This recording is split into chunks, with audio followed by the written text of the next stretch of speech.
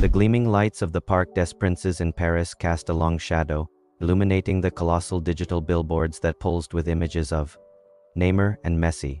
For years, Paris Saint-Germain, or PSG, has stood as the epitome of Europe's new money football elite, a club transformed by the boundless ambition of Qatar Sports Investments QSI.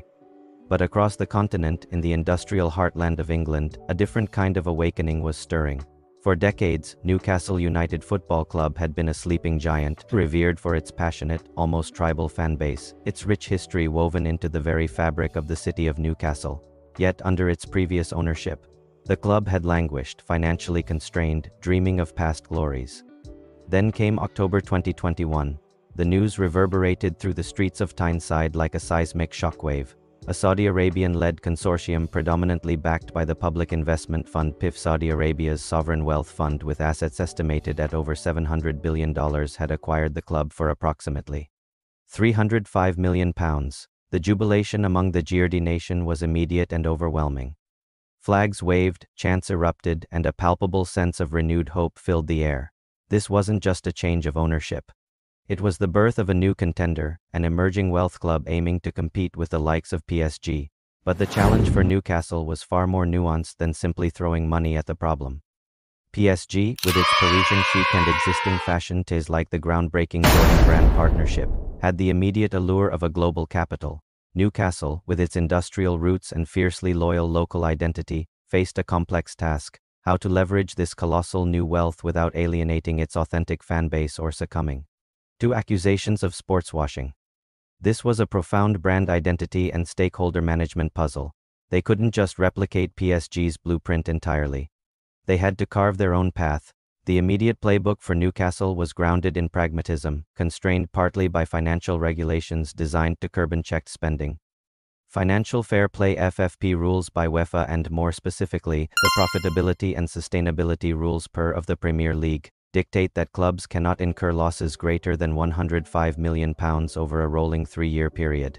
This meant Newcastle couldn't simply buy a team of superstars overnight, as PSG had done with Neymar and instead, their strategy had to be more measured, focusing on sensible, targeted player acquisitions to incrementally improve on-field results.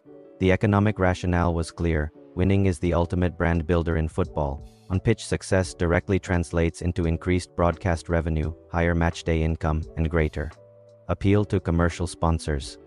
This initial focus on building a competitive squad was crucial for laying a foundation, transforming a struggling team into a formidable one, a step vital for attracting the high-profile sponsors needed for global brand growth. Their path to competing with PSG's glamour machine involved a multifaceted approach beyond strategic player acquisitions. Newcastle began to meticulously build its commercial and global presence. This included attracting new sponsors, gradually moving beyond initial deals linked to Saudi entities to establish independent, globally recognized partnerships. They embarked on pre-season tours to new markets, strategically planting their flag in places like the United States and Asia, aiming to convert casual observers into passionate supporters. The unique, almost spiritual atmosphere of their home ground, St. James Park, famously known as the Cathedral on the Hill, was leveraged as a powerful, authentic brand asset. The roar of the Geordie nation became a part of their communication strategy, distinguishing them from the more detached, glamorous image of PSG. Club officials spoke passionately about respecting the club's heritage while embracing a new global ambition, carefully navigating the tricky waters of balancing local authenticity with global reach. However, navigating the minefield of global perception proved to be a constant challenge. Both PSG and Newcastle, as clubs under state ownership, faced persistent accusations of sportswashing. This term describes how nations use major sporting investments to improve their international image, potentially diverting attention from other, less favorable aspects of their governance or human rights records. This presented a significant brand trust and reputation management dilemma. For these clubs, it wasn't enough to simply win. They had to constantly battle perceptions and communicate genuine long-term investment in the club and its community, rather than being seen as short-term image-polishing projects. The challenge was to convince a skeptical global audience that their success was a result of legitimate sporting ambition and sustainable growth, not just an endless flow of money. The road ahead for Newcastle and other emerging wealth clubs remained long and arduous.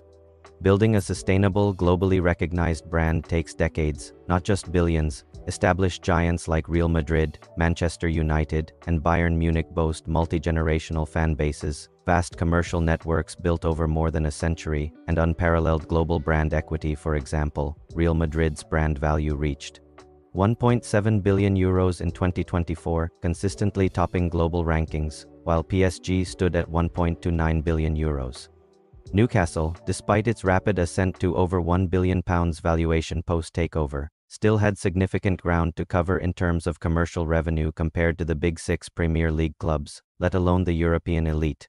Their journey involves a continuous tightrope walk, achieving sustained on-field success, forging smart, non-controversial commercial deals, enhancing digital fan engagement strategies, and expanding their global footprint, all while adhering to the strictures of financial regulations. The ultimate goal is to build a brand that is not just wealthy and ambitious like PSG, but genuinely beloved and perceived as sustainable, capable of competing for the biggest trophies for years to come.